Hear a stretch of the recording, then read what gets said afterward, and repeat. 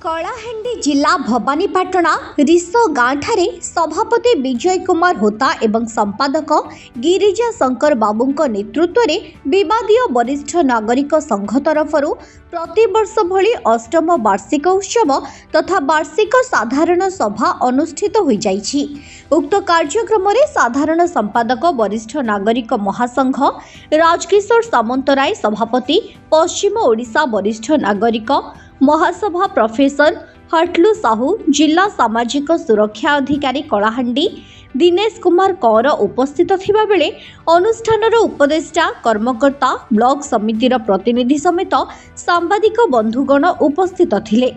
निरपेक्षता विश्वास भित्तिरे राजनीति जाति वर्ण निर्विशेष 60 वर्षर ऊर्ध्व पुरुष और महिला मानंकु नै वरिष्ठ नागरिक मानंक मध्यरे एकता और आत्मविश्वास सृष्टि करिथिबा बेले 80 वर्षर ऊर्ध्व वयस्क मानंकु उपढौकन देई संवर्धित करा जायथिला। दुखर कथा नूतन सरकार आम जो दाबी जन से दाबी अनुसार से मधुबाबू पेंशन योजना रे एवं जातीय सुरक्षा योजना रे से 60 वर्षर ऊर्ध्व वरिष्ठ नागरिक एवं 80 वर्षर ऊर्ध्व 80% ऊर्ध्व भिन्नक्षम व्यक्ति को 3,000-3,500 दबार कथा थिला, किंतु केवल 80 वर्षर ऊर्ध्व और 80% ऊर्ध्व भिन्नक्षम को 3,500 देइथिला बेले 36,75,000 ऊर्ध्व वरिष्ठ नागरिक को से वंचित कर। आ गोटे है स्वास्थ्य योजना। स्वास्थ्य योजना रे पूर्व सरकार जो 1 कोटी 3 लाख परिवार को देइछंती से आमर से डिमांड थिला जे इनकम टैक्स दौ नथिबा प्रत्येक लोक को एथरे सामिल करा जाओ जहाँ करना। आ गोटे केंद्र सरकार प्रायोजित स्वास्थ्य कार्यक्रम हूँ आयुष्मान वयवंदना योजना से 70 वर्ष ऊर्ध्व वरिष्ठ नागरिक बा महिला पुरुष को योजना रे सामिल करथिला बेले 60 रु 69 वर्ष वयस्क को एथरे सामिल करना जहाँकि सरासर अन्याय एटा को मध्य आमे डिमांड करिछु। बाकी गरीब भाई भौणी मान को खाद्य सुरक्षा योजना रे 5 केजी चावल दौरान से आम 10 केजी डिमांड करिछु। आ गोटे सरकार वरिष्ठ नागरिक संघ मान गोटे अवदान स्कीम थिला सेटा 100 रु ऊर्ध्व संघ को 50,000 टंका प्राथमिक अनुदान देथिला बेले बाकी सबू रजिस्टर्ड एसोसिएशन के पर्यंत देना।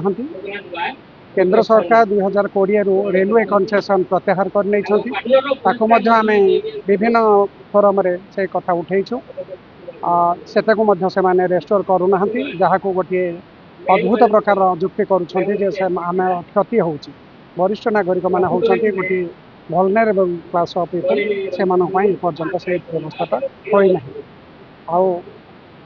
आपण आउ को विषय पचार आज आमर वरिष्ठ नागरिक संघ कलाहांडी जिलार से अष्टम वार्षिक प्रतिष्ठा उत्सव सहित वार्षिक साधारण सभा अनुष्ठित कर से संपूर्ण जिले में ब्लॉक को सामिल कर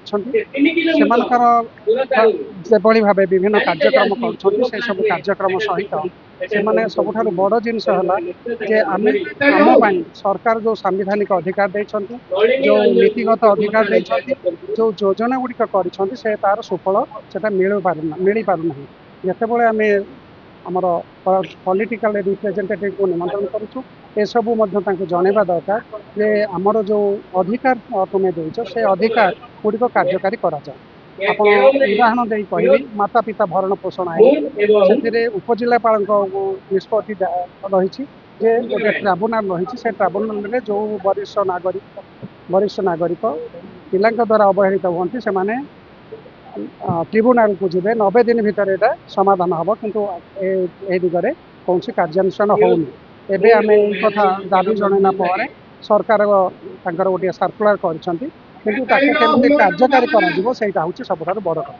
जदि आम आम अधिकार विषय आम प्रिविलेज विषय लोक मैंने न जानवे से केमती दाबी करेंगे सरकारी कर्मचारी पाखे आम जो अथॉरिटी अच्छा ए दिगरे आम राज्य स्तर में कम करुँ जिला स्तर में जो वरिष्ठ नागरिक संघ कलाहांडी से दायित्व रही ग्रामांचल ब्लॉक लेवल जो आमर सामाजिक सुरक्षा ଅଛନ୍ତି ତାଙ୍କ ପାଖରେ ଯାଇକି ମଧ୍ୟ ଆମର ଦାବି ଗୁଡ଼ିକ ଜଣେଇବା ଦରକାର। ସେମାନେ ସବୁଠାରୁ ମୁଖ୍ୟ କାର୍ଯ୍ୟ ହେଉଛି ଆମେ ଆୱାର ହେବା ଦରକାର, ଏକାଠି ହେବା ଦରକାର, ଯାହାଫଳରେ କି ସରକାର ଆମକୁ ଦୟା କରୁନାହାନ୍ତି। ଆମର ସମ୍ପୂର୍ଣ୍ଣ ସମର୍ଥ ସମୟ ଆମେ ସମାଜ ପାଇଁ, ପରିବାର ପାଇଁ ଏବଂ ଦେଶ ପାଇଁ ତ୍ୟାଗ କରିଛୁ। ସେ ତ୍ୟାଗର ପ୍ରତିଦାନରେ ଆମେ ଏଇଟା ପାଉଛୁ। ତେଣୁ ସେଗୁଡ଼ିକ କେମିତି ଆମର ସବୁ ଗୋଟିଏ ହେଲା ସାଧାରଣ କଥା କହିବି, ଗୋଟିଏ ଆଇଡେଣ୍ଟି କାର୍ଡ ପୋଲିସ ଦେଉଛି। ସେ ଆଇଡେଣ୍ଟି କାର୍ଡ ମଧ୍ୟ ମୁଁ ଆଜି ଖବର ପାଇଲି, ସେଇ କାର୍ଡଟାକୁ ମଧ୍ୟ ପୋଲିସ ତାକୁ ପ୍ରଦାନ କରୁନାହାନ୍ତି। ଦୁଃଖର କଥା, ଏଥିରେ କେତେ ପଇସା ଖର୍ଚ୍ଚ ହେବ? ଗୋଟିଏ ଆଇଡେଣ୍ଟି କାର୍ଡ ଦେଲେ ପୋଲିସ ଜାଣିପାରିବ ତାଙ୍କ ଜୁରିସ୍ଡିକ୍ସନ ଭିତରେ କେତେ ବରିଷ୍ଠ ନାଗରିକ ଅଛନ୍ତି। ବରିଷ୍ଠ ନାଗରିକ ସଂଘ କଳାହାଣ୍ଡି ଯେତେ ଗୁଡ଼େ କାମ କରିଛି, ବର୍ତ୍ତମାନ ଆମେ ତା ଆକ୍ଟିଭିଟି ଦେଲୁ, ସବୁ ଯାକ ତ ମୋତେ କହିବା ପାଇଁ ସମ୍ଭବ ନୁହେଁ। ଏବେ ପ୍ରଥମରେ ବଡ଼ କାମ ହେଲା ଆମେ ଆଇଡି କାର୍ଡ ଲାଗି ପ୍ରତ୍ୟେକ ବରିଷ୍ଠ ନାଗରିକ ଯେମିତି ଗୋଟେ କାର୍ଡ ପାଇବେ, ସେଇ ବାବଦରେ ଆମେ ଅନବରତ ଚେଷ୍ଟା କରି ଆସିଛୁ। ଆଉ ସମସ୍ତେ ପ୍ରାୟ କାର୍ଡ ପାଇ ସାରିଲେଣି। ବରିଷ୍ଠ ନାଗରିକ ସଂଘର ଗୋଟେ ମିଟିଂ ଆମେ କରିଛୁ ଜିଲ୍ଲା କଲେକ୍ଟର ଅଫିସରେ, ଯେଉଁଠିକି ପ୍ରତ୍ୟେକ 3 ମାସକୁ ଥରେ ଥରେ ଆଲୋଚନା ହେବ ବରିଷ୍ଠ ନାଗରିକ ସଂଘର କ'ଣ ଉନ୍ନତି, କ'ଣ ଅବନତି କରାଯାଇପାରିବ। ଆମର ଘର ଲାଗି ବି ଗୋଟେ ପ୍ରଚେଷ୍ଟା ଚାଲିଛି ଏବଂ ଜିଲ୍ଲାପାଳ, ତହସିଲଦାର ସମସ୍ତଙ୍କ ସହିତ ଆମେ ଆଲୋଚନା କରିସାରିଛୁ। ଆଉ ବର୍ତ୍ତମାନ ସେ ପ୍ରପୋଜାଲ ଯିବ, ବର୍ତ୍ତମାନ RDC ପାଖକୁ ଯିବ।